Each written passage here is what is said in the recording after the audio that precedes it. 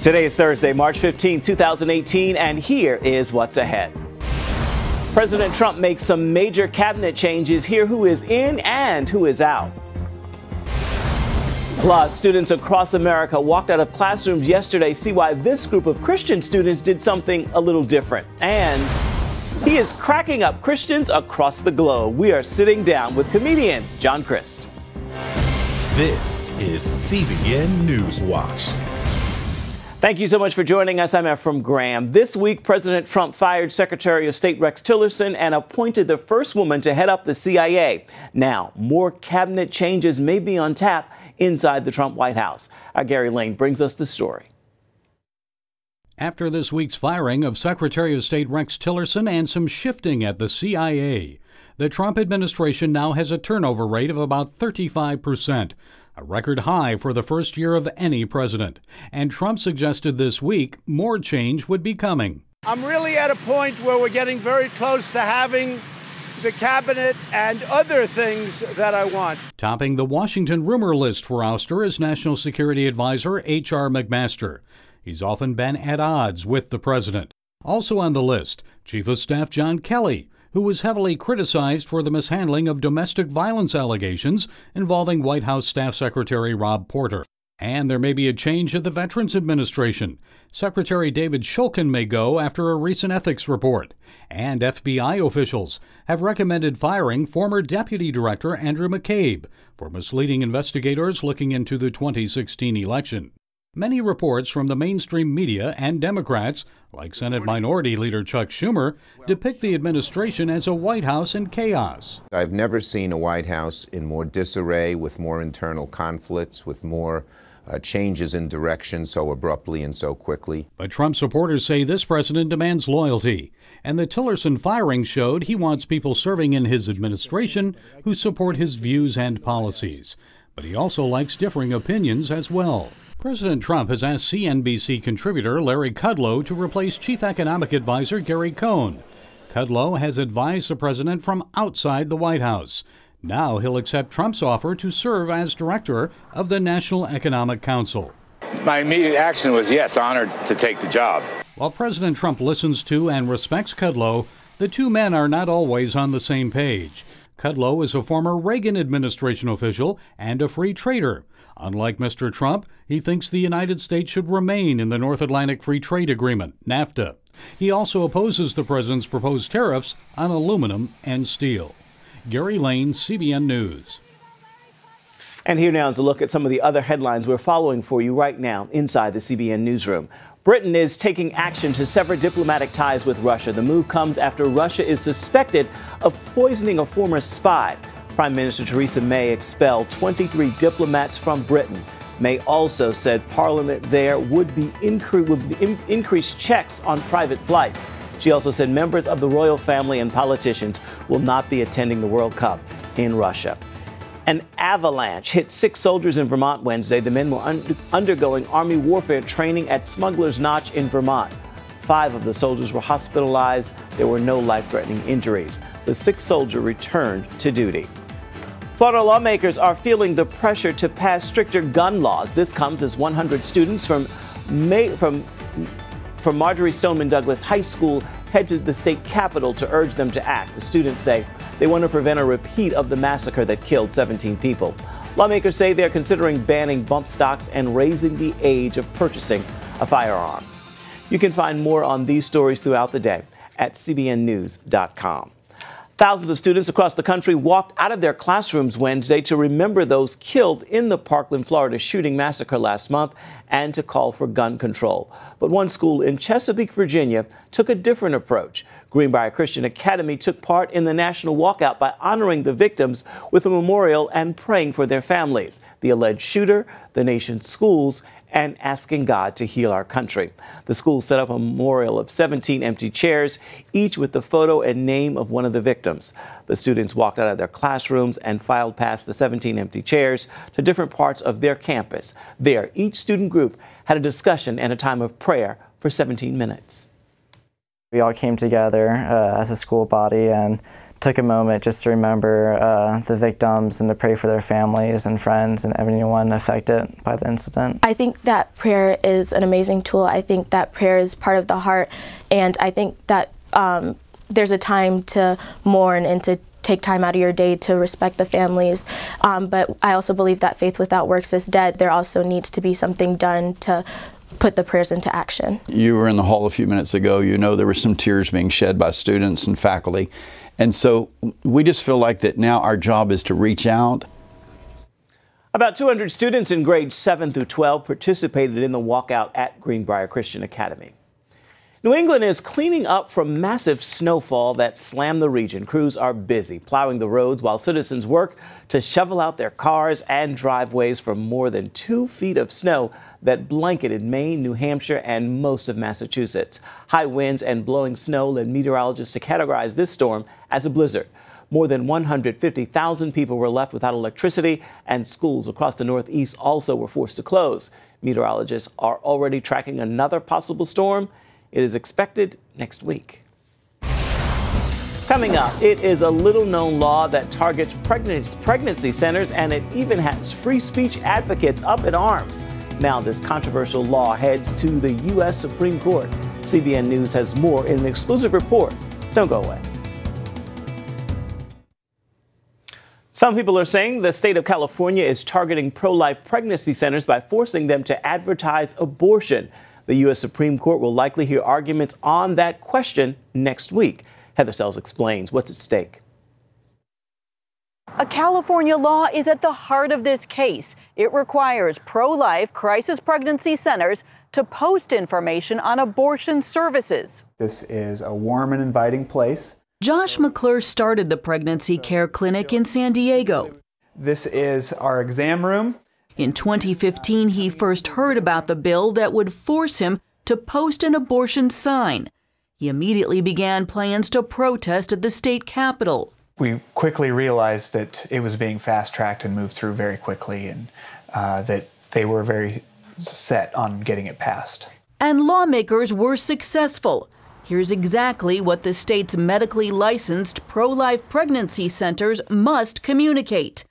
California has public programs that provide immediate, free, or low-cost access to comprehensive family planning services, prenatal care, and abortion for eligible women.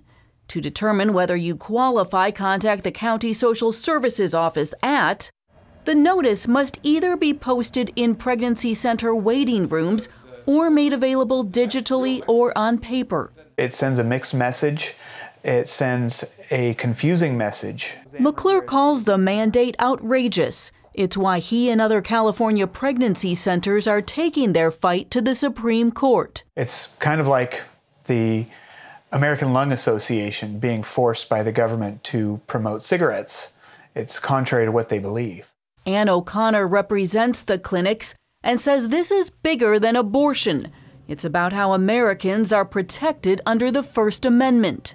If the government can tell us what we have to say, even when it's opposed to why we exist, then everybody is vulnerable, not just pregnancy centers.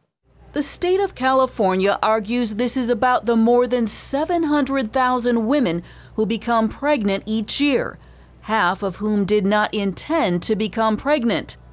It also states many low-income women don't know about free or low-cost public programs, including abortion.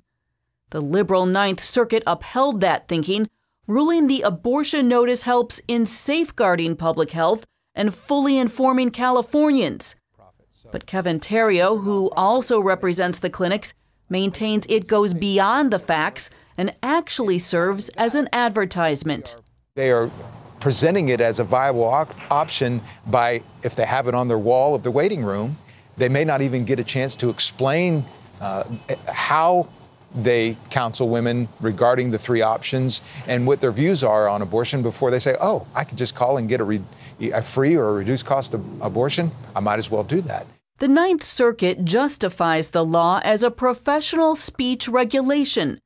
It also cites among the state's concerns that crisis pregnancy centers often confuse, misinform, and even intimidate women from making fully informed, time-sensitive decisions. O'Connor says it's just the opposite. These centers are very clear what they do, and they're safe havens for women who are being bombarded with other messages. More than 2,500 centers serve pregnant women and new moms around the country. They provide a range of free services, including counseling, ultrasounds, parenting classes, and clothes for both moms and babies. Many are also licensed medical facilities, which means they can offer pregnancy testing and the all-important ultrasound. O'Connor says these services not only confirm a woman's pregnancy, but they also allow her to see her child.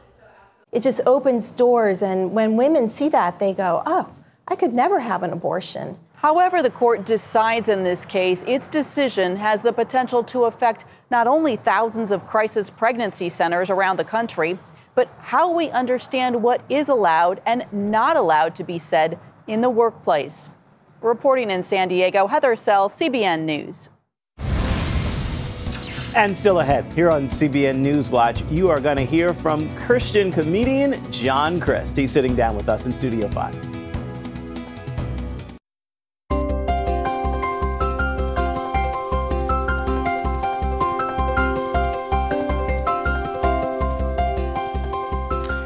John Crist is counted among the leading Christian comedians in the industry. With more than 300 million views online, he has shared the stage with some of the biggest names in the business. That's why John Crist is this week's Studio 5 interview. Take a look. Welcome, Mr. John Crist. I like his interaction with the audience. It's so real, I think. So many things he said, I was like, yeah, I thought that. Yes, I thought that. I think there's something for everybody in this show. You ever had someone ask you to pray for something so stupid, you're just like, I ain't praying for that. If we had to have a draft with this group of 18 to 25-year-olds we got running around, I don't want to be going to war with people who can't adult today, okay? Just a bunch of life coaches and bloggers. We'll help. One of 8 children, yeah. Homeschooled. Yeah. When did you know you were funny?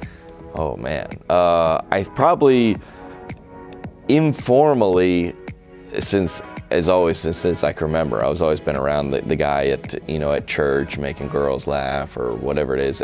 I've said that if one of 8 kids, you kind of need something to get attention. And I was always the guy that I didn't really have any formal skills, you know what I'm saying? So but I always was cracking people up. And I think the first time I was always kind of being funny, and somebody told me that I should try stand-up. Single girls, I love you, but listen, please, can we please just stop with the I'm dating Jesus talk? You're dating Jesus is so far out of your league. First time I did it, I'll never forget, I was in Atlanta, Georgia. I couldn't eat, I couldn't sleep, I was sweating, a lot of, I threw up in the bathroom before the show just because it's so scary. But somebody told me they can't kill you and they can't put you in jail. It's like, what can they do? What is the worst thing that could happen? So that kind of put me at ease a little bit. He's walking on water. You're about to walk into Payless for some shoes, okay? Now, you've shared the stage with Dave Chappelle, Seth Meyers, Dana Carvey, Trevor Noah. What's that mean for this young Christian guy? They've either come through my home comedy club and they've requested me to open for them, or I've been on tour with them, or whatever it is. So definitely Christian, or you got a Latino comic, or Jewish comic, or Muslim comic, or black comic, or female comic. All that in the comedy world, all that is secondary to being funny. So they're like, oh, we got this Christian guy opening for you. He's like, whatever, just is he funny? I'm great with it, you know what I'm saying? And this is the same. So that's kind of the great, at least in the comedy world, it's a great kind of equalizer where all that, any kind of agenda or anything you have, you are more than welcome to have if it's funny. When it comes to Christian breakup lines, we got nothing. All we can say is, well, I don't know, God told me to break up with you. Oh, really, Vanessa? God told you to break up with me 2 weeks before prom? All things work together for good, but we ain't together and this ain't good. The church takes a nice little digging when you get up from time to time. Yeah. Say hello to Christian Alexa, the believer's alternative to the Amazon Echo. Alexa, play Kanye West. How about Matthew West? Now everything you love about the Echo, except super Christian. Philippians 4:13, I can do all things through Christ who gives me strength. Always wanted to be a better Christian? Well, now you can with Christian Alexa.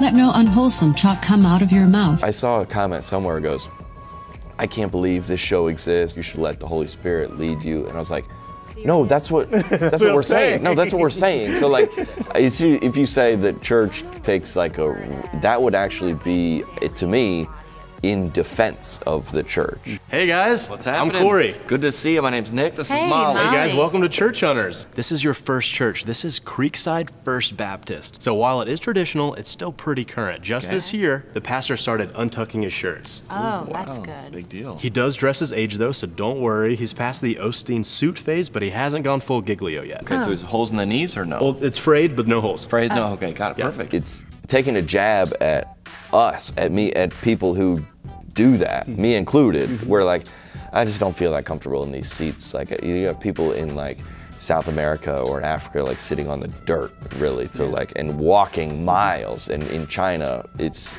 literally illegal to be a Christian. These people are hiding and look at us here. And so it's, I feel like if there is any ribbing or maybe roasting of the church or Christian culture, I like to say it's not me pointing at you guys, it's me like shining a mirror at like I'm in the front of it. I'm like, look at us. We are not you guys, because that's a lot of times, you know, it comes off as if somebody's making a joke about Christianity in the public forum, whether it be on social media. We are very defensive of it because you're like that. You're an outsider. You're against us. And I'm kind of being like, hey, I'm with you. Like, I grew up here. I love Jesus. I think the local church is our only hope. That being said, we do some weird stuff, you know? Oh, I was gonna go to Macy's, but Dillard's is having a sale. Man plans his steps, but the Lord directs his path. Look at these purses. 30% off. All things work together for good. Oh, would you look at these here. Run and not grow weary, walk and not faint. One of my favorite that you've done is the woman who's in the mall and everything has it. Because I've got those women in my family, so I'm just like, oh my Lord. Dude, how does he know? Yeah, it kind of would be inspired by my mom probably, or I got an aunt that's similar to that. But everybody, like a perfect video has to be a perfect combination of truth and humor. So like if it's, let's say like you're watching whatever sitcom you like to watch, it's funny, but you're not gonna be like, I have to show my coworker or my mom or my aunt or that's not, so it's funny, but it doesn't have the truth to connect with you. But sometimes it's too true and it's maybe a little convicting. You're like, I'm gonna take this one in, but I'm not gonna. But then the perfect combination of truth and humor will make you laugh at it, and it'll connect with you on a heart level, and you gotta say, I have to send this to, or I know exactly this person. That's the best kind of video you can get. Yeah. Awesome.